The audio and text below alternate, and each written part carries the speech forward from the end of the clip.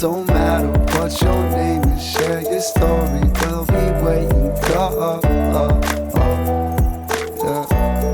the haters. Whoa. Cool. All right. You ready? Yes. All right.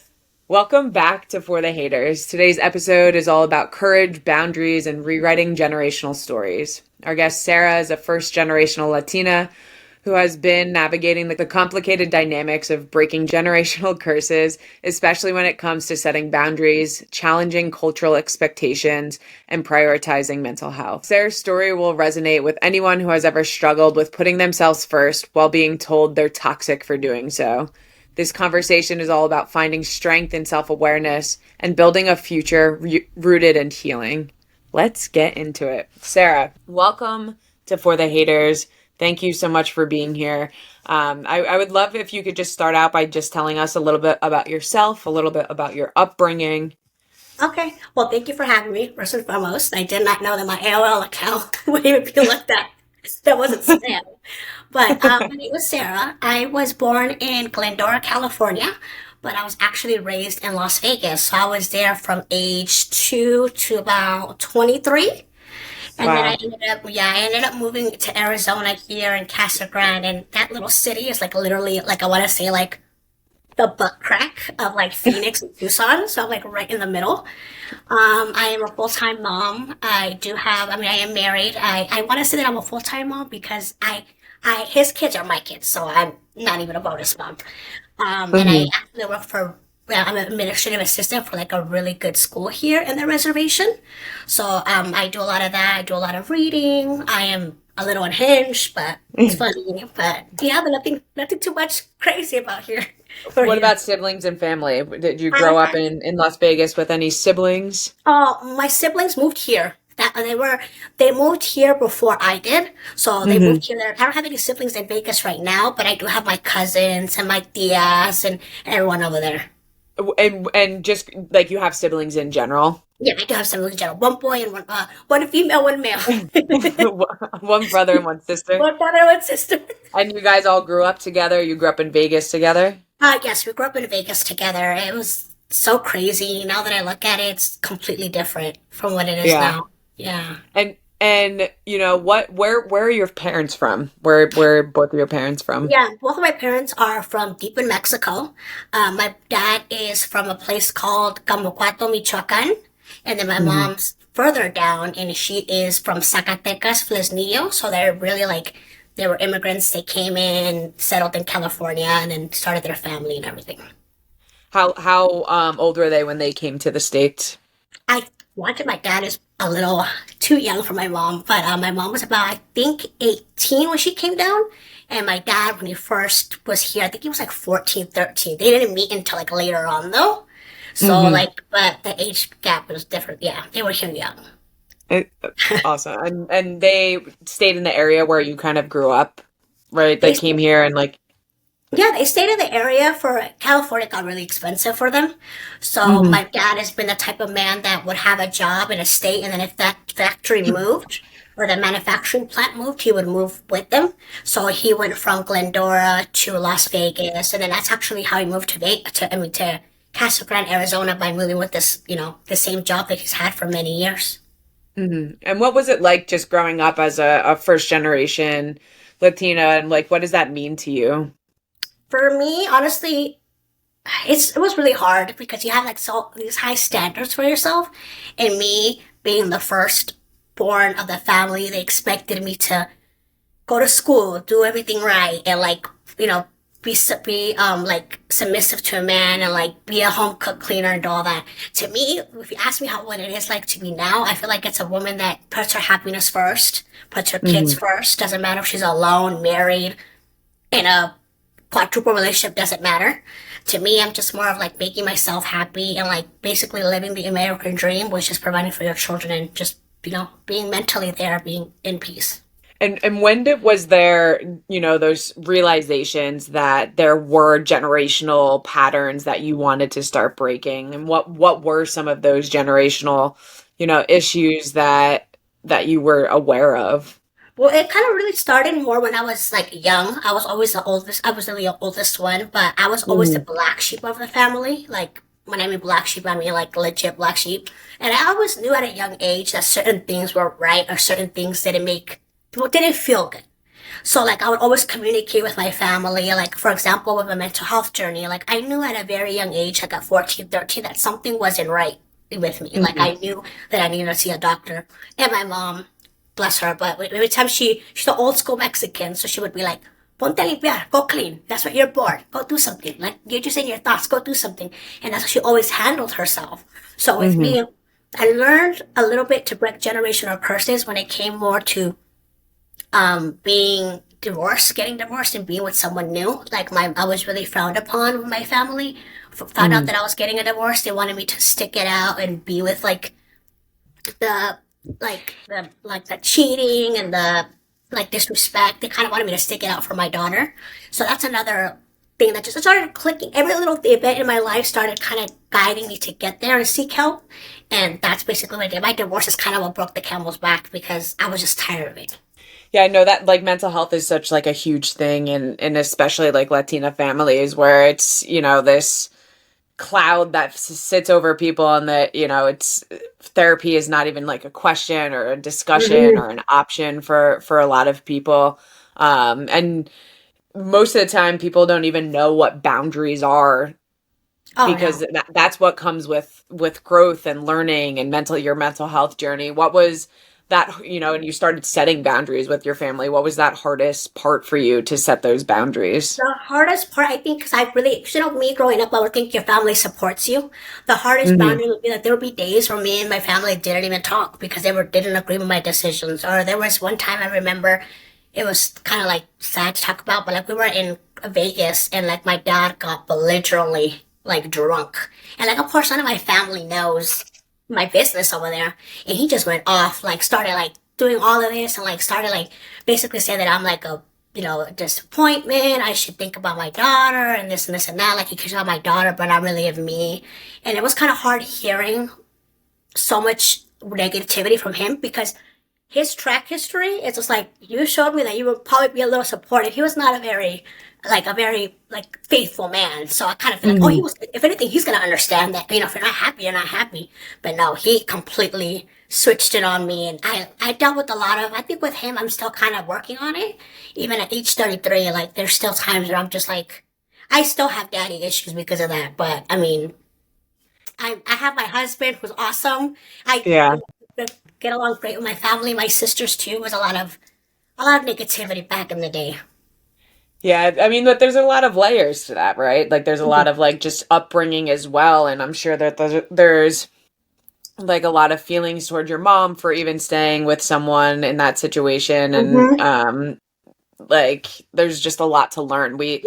I speak about this often on this podcast with different people, because there's a lot of forgiveness that has to be given to like to sorries that you really kind of don't always get, and it's often our parents or grandparents in these older generations that don't necessarily have the tools or haven't wanted to better themselves or find clarity in their life and in their well-being, and I'm sure that you're no stranger to that too throughout kind of that journey for you. I'm curious if you've ever had conversations with your siblings around this, right? Are your siblings there for support? Are they kind of experiencing the same thing of trying to break those patterns as well? And it's actually funny because in the beginning, when was making the transition of putting boundaries for my family, they were not very understanding. I lived with them at the time because I was settling from Vegas to here, so did deal with a lot of like verbal abuse and like me feeling like a little odd sheep out. But I feel now that they're older and they kind of understand about mental health, and now that my brother goes to therapy as well, so he's more familiar of things. So he goes to therapy and he's more, and my sister now has children of her own. And luckily she's good. Like she doesn't have to deal with any psychological, she knows, she has more sympathy for me.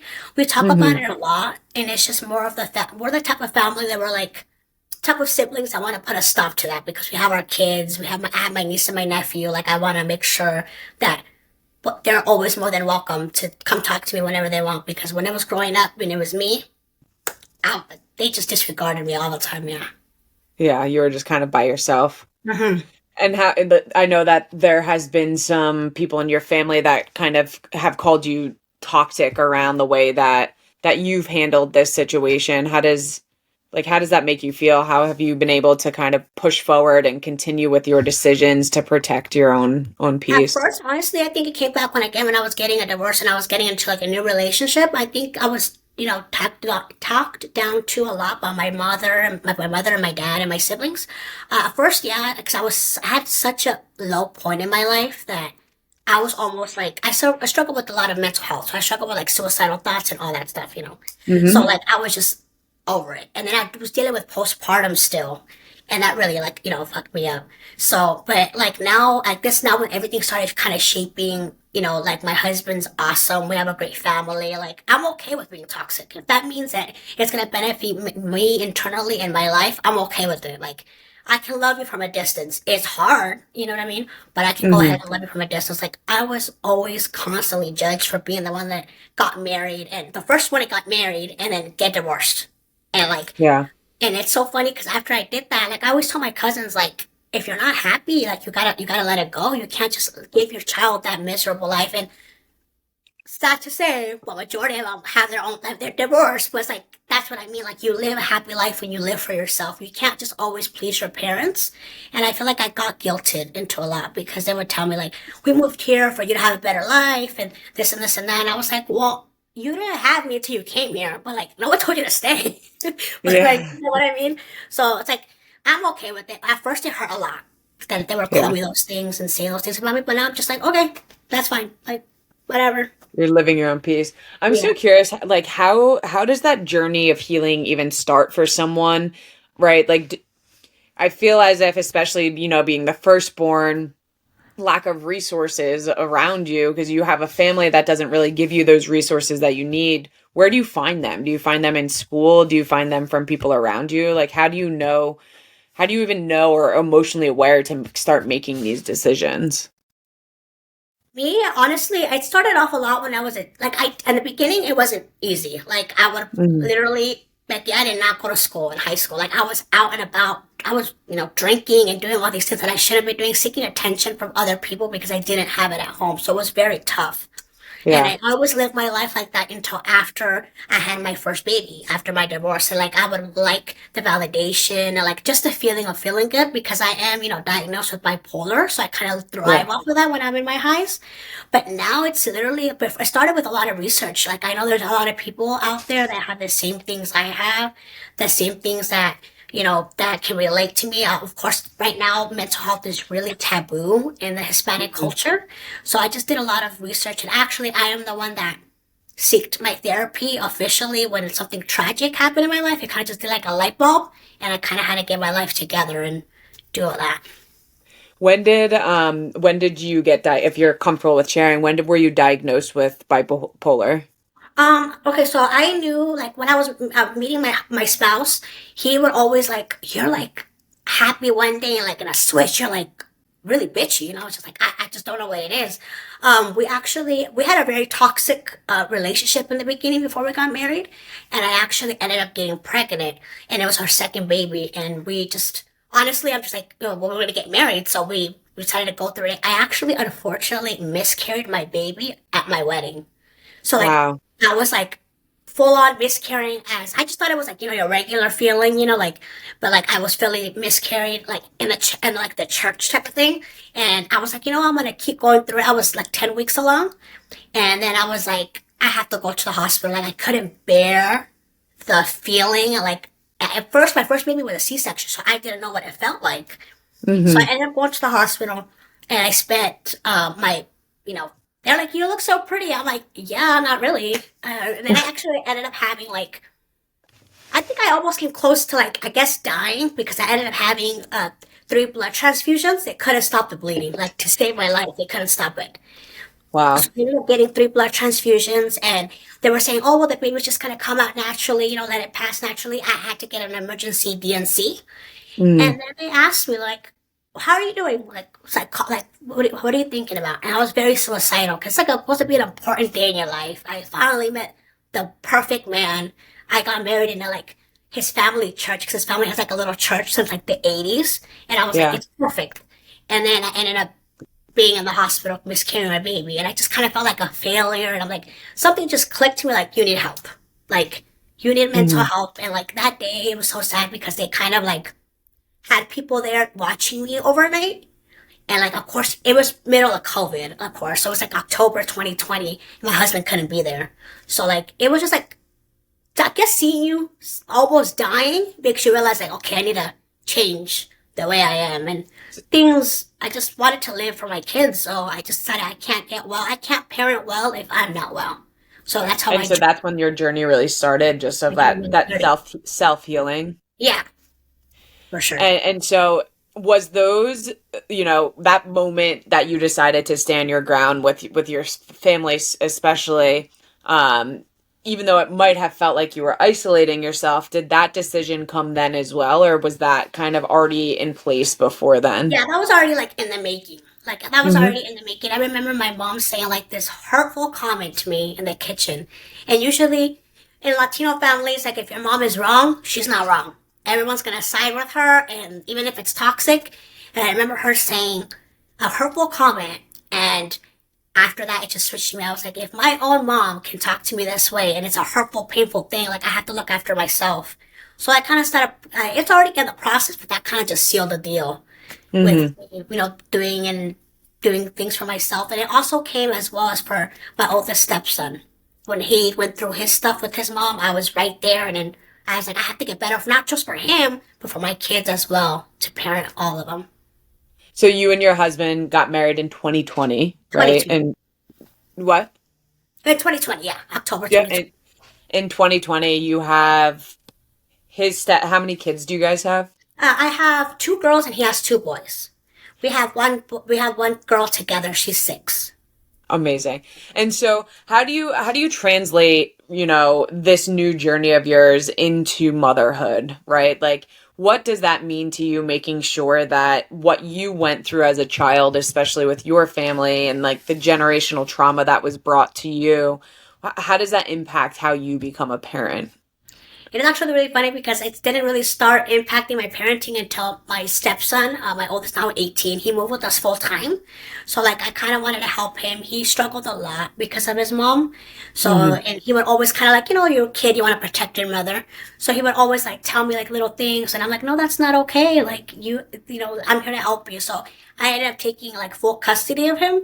So it's just me and him like all the time. So I kind of had to put a little pep in my step to kind of get my life together because Yeah. I want to be the mom my kids deserve and a mom that he deserves. So it's like, even if I'm not his biological mom, I'm always big on them. Like, if there's something wrong, tell me. If you're not comfortable, tell me. And it's funny because sometimes my mom goes, are they a little disrespectful? I'm like, they're not disrespectful. They're just telling me like, no, mom, I don't want to do that. Or they set boundaries like, that's not okay. That's not being disrespectful. That's just telling them that they're not comfortable with that. So Yeah. a lot of my parenting is different for them. But for me, I'm just like, they're kids. Like, they can express themselves. It's fine. Like, as long as it doesn't get too crazy, like, they can tell me how they feel. Yeah. And what does therapy look like now? I know that you mentioned to me too that you use podcasts to help you with healing. How have these things helped you? I do like my therapist is like my ride or die. I always say that. That's like my bestie. And it's funny because you know how they say that besties don't judge? She judges me. She puts me in my place when I need to. And she does have me like on medication, which is like a life changing. After I got on medication, it's like completely different person. And I talk to her like twice a month. And then podcasts, you and Kale's podcast gives me life. Driving, because my commute is 45 minutes. So I feel like I'm talking to you guys. I'm like, get It's me like in you're in the room with us, right? yeah. It's like respectfully, like, you guys are such as unhinged as I am, so I'm like, it makes it worse. And then like I of course big fan, I admire her. She has that I don't give a fuck personality, and that's what I like. Yeah, And I like that you're supportive of that. You know what I mean? So I for love sure. that. Yeah. And then I also listen to a lot of Leo Skepi. I don't know if you're familiar with him. I do. Yeah, I know who that is. I freaking love that man. So Also, I don't give a fuck attitude. yeah, the Armenian, yes. And I went to his podcast live, and it was just life changing. After that, his podcast, I just listened to him, and he doesn't give a fuck, and neither do I. It's fine. It's beautiful that you find, right, like you find these outlets and you find these communities to be able to just be yourself in, right? Like in those moments of those podcasting, you found a place that you feel comfort outside of being a mother, right? Mhm. Like outside of being a sister, outside of being a daughter. These places are places that you can be yourself. And I just think that's really important. And I feel honored that, you know, a community that I'm a part of and that I've built is a place that you've found comfort in being yourself as well. Awesome, because I couldn't be more grateful. I was like, you're like my therapist. When I'm at my other therapy, I just go to you guys. I guess I should work on my license so that I could actually just give actual advice or something like that, or maybe become a life coach or, or You something. should. You'll be so good. And then you have Kale in the background talking shit. Awesome. I Yeah, love it. always the best kinds of dynamics. Yeah. Awesome. What is it? What are some things that you wish people like just knew more about the Latino community and you know understood about mental health and therapy, like the struggles of, you know of what the thoughts are of it. I just wish people weren't scared to come out and like say what's on their mind. Like my husband, he is a middle child, and Hmm. he deals a lot with mental health as well. And his family is so like against that, like like what's going on? You're supposed to be a man, toughen up, no crying. And I'm just when he met me, I'm just like, it's okay to cry. It's okay to let your emotions out. Like, and I think that's where we balance each other out. He's like the quiet one. I'm the crazy one. I'm the one that tells him Mm. put your foot down or do this. I feel like there's just a lot of the internet and chat. GPT is like the most amazing thing at looking at resources. And I actually do a lot of reading, so I feel like reading, be by myself, and I just feel like Hmm. honestly, I'm at a place where I'm so happy right now, and I cannot say that before. And I feel like Yeah. putting myself first, putting my kids first, and doing all of that. What kind of relationship do you guys have with you know your husband's family? Well, we're like this. We're close knit, but it's just I know how to like. Before I'm very like outspoken. Like if I don't like something, I'm gonna say it. But I think with Hmm. them, it's kind of more of like a little like I have to respect them. Like they're a very sweet family, but I just wish sometimes they would acknowledge like it's okay to have like hard days. Same with my family. You know what I mean? Yeah, There's times absolutely. when my husband was going rough when he was doing his divorce and he didn't have his kids for a bit. Like it's okay to feel emotions, okay to cry. But like with Hmm. me, like with him, I'm starting to get a little bit more close with them. But yeah, it was definitely tough because I'm like they probably think I'm nuts. Is there any cultural expectations around his family? Where's his family from? Well, his family is Mexican as well, but it's Oh. actually really funny because he was born like into the church. Like his dad was a pastor, grandma's a Hmm. pastor. They have their own church in the little city here. Like they were born going to church every Sunday. And then to Wow. me, we tell him, I was like, I was going to church when it was convenient for my mom. Like I didn't really, I was Catholic, so I didn't really. So when I met him and he told me that he was, church, and of course you can't get like you can't have premarital sex and do all that stuff. And I'm like, well, I have a kid, so I can't say much. You know what I mean? Yeah, So I I can't felt, hide it. yeah, I often felt judged. And on top of that, like I have a crap little tattoos, and they're not like that. So I'm just Mhm. like, but yeah, like they doubted me. But I feel like you have to get to know people before you. They didn't think that I could handle being their being their stepmom, but I'm good now. I do a good job. They love me. I love that. How do you balance your heritage, right? Like I guess it helps that your husband's family kind of has that same cultural experience, but how do you balance that with your kids and just in general while creating kind of healthier patterns? Happy patterns. You know what's actually kind of funny that I was thinking about that because right now me and my husband are on a journey because we were young. Unfortunately, me and him were so ashamed of our heritage. I mean, growing Hmm. up being the first person to be Latino in your family, going to school, you see a lot of people with blonde hair, blue eyes, like people from here. And I always longed when I was a kid to be that girl with blonde hair, blue eyes. And I just always wanted to be Tiffany, I guess you could say. And I was Yeah. always really embarrassed of my culture. And I think now, and I actually just had a great Mother's Day because my husband took me to like a Mexican restaurant, but they did like like little things like they had like mariachi, like authentic Mexican food. And then he's just like, I really want to implement our culture back into our lives because I feel like we live here in Arizona and it's very like, America, this, which is fine. I love our country, but it's like, Yeah. I want to go ahead and implement, letting, letting my kids know where they're from. You know what I mean? And then of course, there's some times where like my grandpa, like their grandpa or their grandma, like try to be like the little toxic Hmm. behavior. And I'm like, no, that's not okay. Like, no, that's wrong. And of course, they love their grandma, their grandpa, but like, I have to put a boundary where it's like, it's okay to deny them. It's okay to put your foot down. Like, you're not being disrespectful. You're just putting Hmm. boundaries. And they know that. They're just too prideful. Yeah. Are your kids interested in learning more about your heritage and more about, or do they also not have interest in that? Oh no, they love all that stuff, and I like it because also too what I love is that my older daughter's dad, he's very like me and him are like best friends. We met each other when we were 15, and after we separated, he's just a great dad. He implements like every like Latino culture. He actually Hmm. goes with her to like woman rallies. Like he's very like support my daughter type of Oh, thing. wow. Yeah. So like I have that and then my husband was never like that, but then he had a daughter of his own and he's like, okay, I need to be more vocal, more, let her know that she should be happy with herself. So I have really two good, I get baby daddies, I guess you could say, that help me manage their kids' lives. I mean, that's always good though, right? Because you never really know like what life brings after a divorce, what life brings after having to try to co-parent. Mhm. And some people just have it where they have a healthy relationship and that, but often it's not always going to be like that. Um, I'm curious if you've ever encountered any.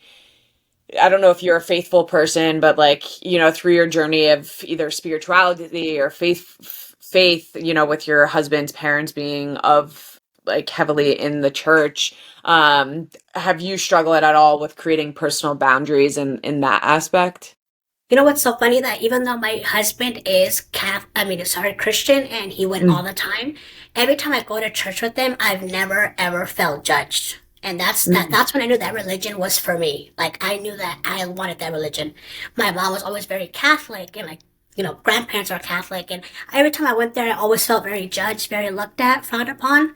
I just feel like mhm. with them, like yeah, they're religious, but like they're not very like they have their own opinions, but it's kind of like that's opinion, and we stop talking about it. Like it's not, Yeah.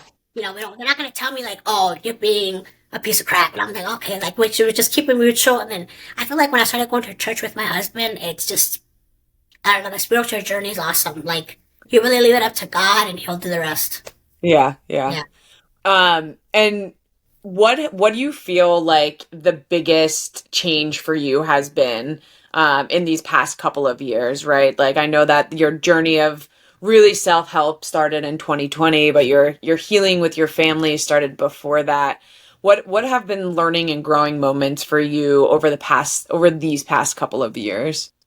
Honestly, before I started my journey, I was not, I don't think I was a good mom or a good stepmom. I kind of wanted to be Mm, by myself. I didn't want to do anything with that. It was always my husband by himself when I was struggling.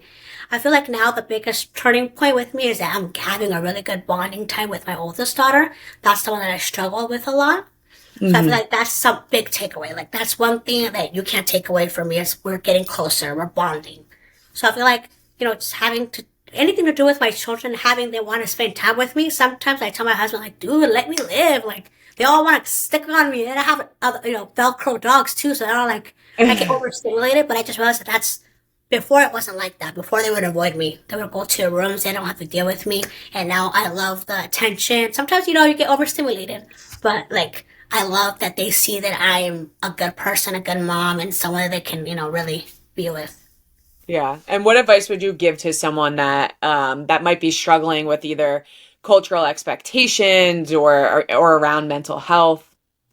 I would go ahead and say to me, like, go ahead and yeah, be honest with your siblings or, kind of look into your resources, look into a psychiatrist, but just know that what you're feeling is just temporary and sometimes it can be caused by trauma. All my mental things that I have has been worsened by the trauma that I've gone through with my parents growing up. Hmm. Because I really had like not the best life, but like it's just always good to do your research. There's always someone out there to help you. And I would just, do it for you, do it for your children, do it for your spouse. Like I just cannot like express it enough. It's okay to tell your feelings to a total stranger. They're gonna judge you a little bit because they're gonna tell you that you're being toxic or Sarah, you're being fat shit crazy. But like they're gonna go ahead and just like tell you what it is, and they'll open your eyes a lot more. Because I didn't know that my family was a certain way until my therapist was like, "Hey, that's not okay. Like, what's going on?" But like, Hmm. just I do a lot of research, do a lot of reading and podcasts. How do you see your journey kind of affecting your future, your kids and just future generations, right? Like, do you feel like you've stopped what was being done, that you grew up in? Did you have high hopes and just expectations of what those next generations are going to look like? I honestly feel like I'm setting good expectations for my, children and for my grandchildren. I actually want to be that. I always tell my husband, I long to be that hippie grandma that they just come Mm, and be all peaceful and just be open. So I wouldn't want to be like that. Like my parents, I'll take it for what it is. They're very great grandparents, but well, the way mhm. they raised, they're different people. Like, they raised me differently. So I'm kind of want to open that home and be very like accepting and being very like welcoming to my children and my grandchildren and generations on. What do you hope that people remember about you? Dude, that I'm funny as shit. I think I'm funny, like a little unhinged, but like I say the most randomest things. I just kind of want them to think, that I'm a good mother, but also like very caring. I don't give myself enough props of how good of a friend I can be and very forgiving. And that's something, Hmm. another journey that I'm struggling with, like putting boundaries with my friends. They're not good Yeah. for me. But I feel like I just want them to think that I'm a nice person and that I was happy with my life. That's basically the goal. Yeah. How do you stay motivated, right? Like, how do you stay motivated to not really just give in to the guilt that could come from, creating those boundaries, whether it's with your family, whether it's with friends, pressure that might come from outside sources. The How do reason you, I how do you stay motivated? I say more honestly, I really think how you have your child, you're sure gonna say that you want him to be better than you. So me, I Hmm. want my children to be better than me. So my biggest motivation is kind of looking at myself, how I was back then, and like seeing how toxic I was, how horrible like a kid I was. I was so bad, and it's like, and that pushes me to like teach my children that like you can't come from this. Like there's so you know how many times they told my dad like the daughter that you had before is not the daughter you have now. She completely changed. And it goes, yeah, Hmm. and he never thought that was possible for me. So that my biggest motivation is probably my past and my feelings that I would feel when I was a kid, very abandoned. And that kind of pushes me to like be open with my children, be open with my husband and my friends. Yeah. And what do your relationships look like now with your parents? Are they still kind of growing? Are they still kind of changing? Do you feel like you've reached a point where you have those boundaries kind of set in place, or do you feel like things are still being altered as like life kind of continues on? Well, actually, with my mom, she had a really bad accident back in 2019. It was a pretty bad accident, and she was in the hospital for a while. She almost passed, and Hmm. she started dealing with because she had a what happened with her was like an 18-wheeler, like a wheel fell on the passenger side of the freeway and got her, Oh, and like so wow. it kind of traumatized her for a while, being in the car, PTSD and all that. So Yeah. she's open to mental health now because she understands like PTSD. Or she would tell me like, Sarah, why do I feel like uneasy? I'm like, that's anxiety. Like that's what you feel. And then she started seeing a psychiatrist and started seeing things. The same thing I do. We went to actually the same clinic at one point because we were seeing like the same provider. So she was more open to it now. She understands, but it wasn't always that easy. As far as my dad, like me and him are they're still together and we still like you say hi or bye or whatever, but like he's very like close minded. He doesn't know that the same thing probably that I have mentally is what he has, but he's so stubborn that he doesn't want to deal with that. Yeah.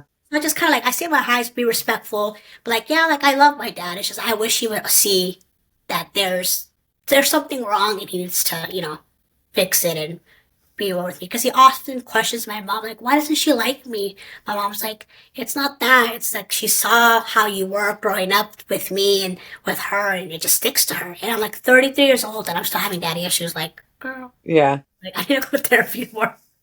Do you hold on to any kind of hope, right? Like, do you hold on to hope that things will change, or do you feel like he is the way he is and there's no kind of change that will come? I, I kind of want to say that I kind of hold on to hope that he will change because there are some days where he's like, because you know how they say that when you're drunk, you speak sober thoughts?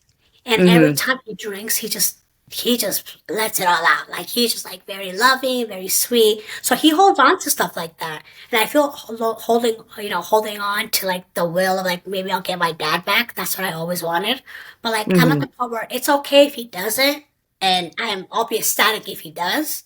So it's kind of I learned to be at my peace with it. I don't want to have that hate in my heart anymore. I want to like just be a good mother and he'll I told him as long as you're a great grandpa to my children, that's all I care about. Yeah. Yeah. It's really, you should be really proud of yourself because it takes a lot to be able to differentiate the two, to recognize that someone couldn't be a good parent to me but can be a good a grandparent to my children. Mhm. It takes a lot of,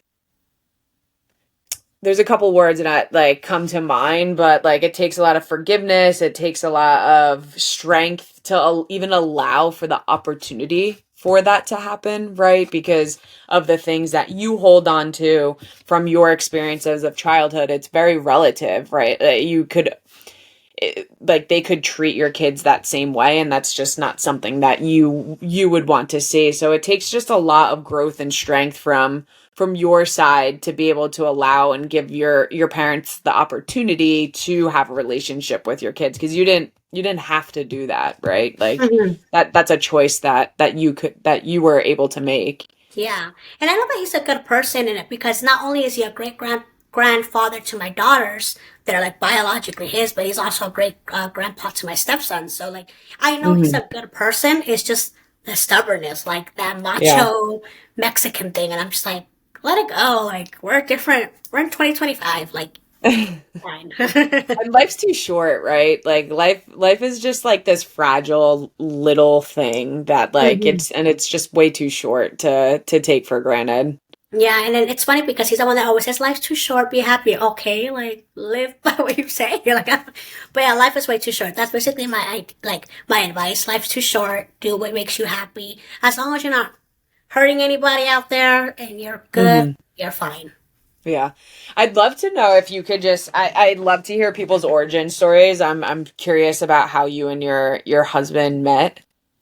Oh my gosh, that's a good story. It's kind of like a good story, but like, um, well, I moved to Casa Grande, which is like a city like 10 minutes away, and I started working at a physical therapy office. It's actually a physical therapist assistant. Hmm. And dude, when I tell you, I was just telling my husband, like because it was like a family owned business, so they had me like introduce myself in front of everyone, and I'm like, dude, seriously? And they're like, where are you from? You have an accent. I'm like, I'm not from anywhere. I'm from Las Vegas. And then I just saw him, and it's so weird to say, but like so corny that I say like time literally stopped when I saw him. He's like so Hmm. shy. Sorry. And I was just like, oh, he's so beautiful. I didn't think anything of it. And everyone would tell me like he's so quiet, like he's so like he doesn't give anyone the time of day. And I was like, oh, okay, that's fine. And then he just started creepily talking to me, and I was a front desk person. And honestly, to be blunt with you, it was just supposed to be like a hit it and quit it type of thing.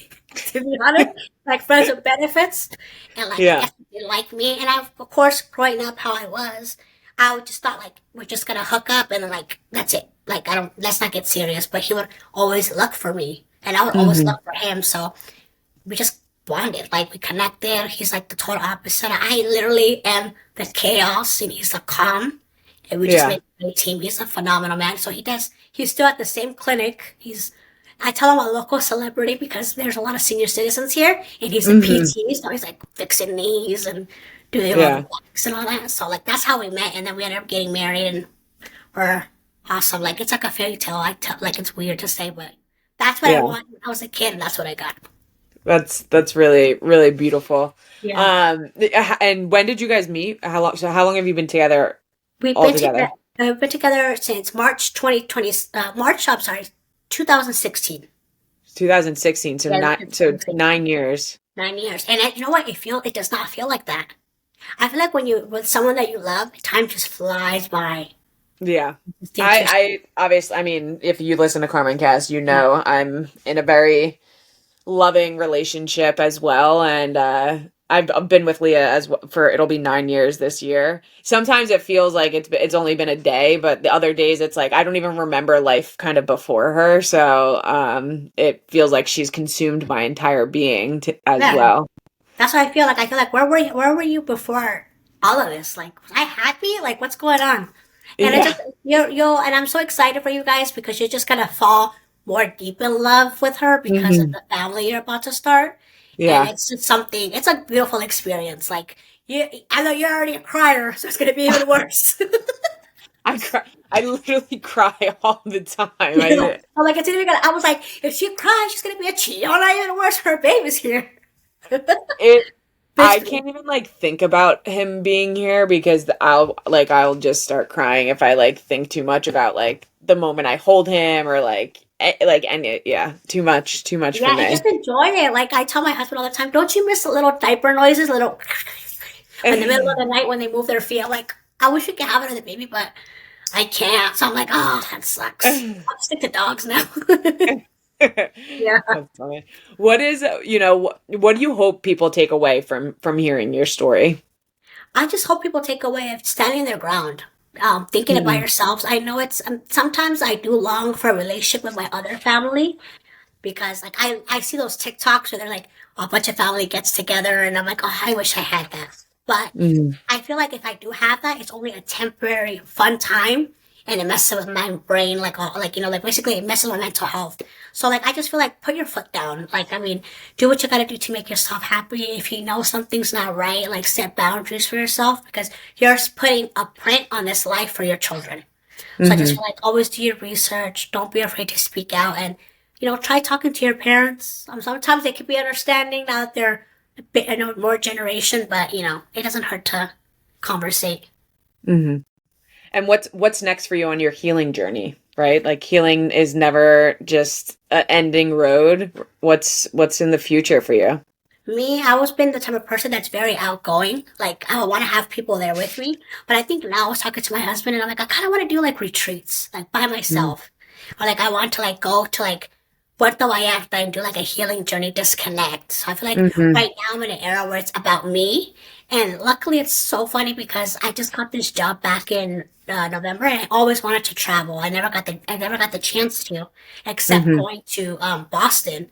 And now my job requires me to go to different states and train, but I still have the opportunity to travel. So I feel like right now I'm in my selfish era, and my kids Yeah. totally understand it because I give my life to my kids. My oldest one is 10, and then my stepson is 18. But like I feel like I did a good job. He graduated, has a good job. I did my part. Let me just get a little selfish, and then I go back to what I'm doing. Yeah. Yeah, And what do you hope that your kids learn from you? that their mom was badass. That they're just be very honest, be true to yourself. I know there's times where they're gonna do things that I don't approve of, but it's their life. I'm gonna be there to support them no matter what. Mhm. Just want them to know that they have a very understanding adult and they never have to seek attention or comfort, anywhere else, just like I did. And like it wasn't really my childhood was really bad, so like I want them to know that I'm always here and they don't have to resort to any of those things. Yeah. And how, if someone was listening to this episode and wanted to connect with you, how could someone reach out to you that you're comfortable with? Honestly, I do a lot of Instagram. Like I don't have like that many interactions, but like I always do like DMs. And like my Hmm. handle is like SAR period VA underscore. So I'm on Instagram.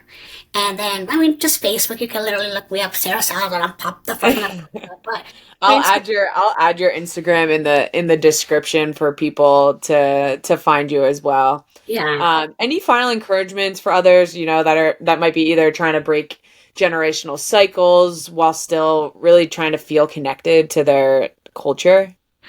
I would just go ahead and say like generally do what makes you happy. It doesn't matter what others think, as long as your children are good, you're good, you're not hurting anybody. Just, break those generational curses. Obviously, it's frowned upon in our Mexican heritage, but we have to sit here and put boundaries for our children so we can be better people and not be so toxic.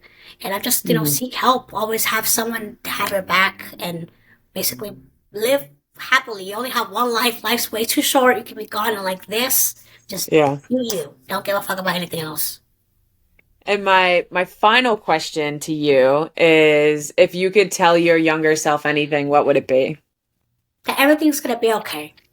Like, you're gonna be fine. You're gonna get the house, the husband, the children. You're gonna be good. You're still gonna be, and it's kind of sad to say, but you're still gonna be alive at 33. It's fine. Like, you'll be good. Yeah. Well, Sara, thank you so much for sharing your heart and your experience with us.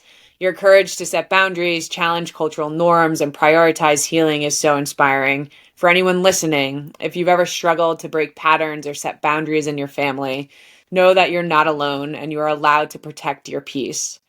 Thank you for tuning in, and we'll see you next time on For The Hayters. Thanks for listening to For The Hayters. Don't forget to connect with us on socials, follow, like, and share to help more people find this community. And remember, they're not alone. And if you haven't yet, join our Facebook group. We'd love to have you there. The more we grow, the more lives we can impact. What's your name and share your story? We'll be waiting.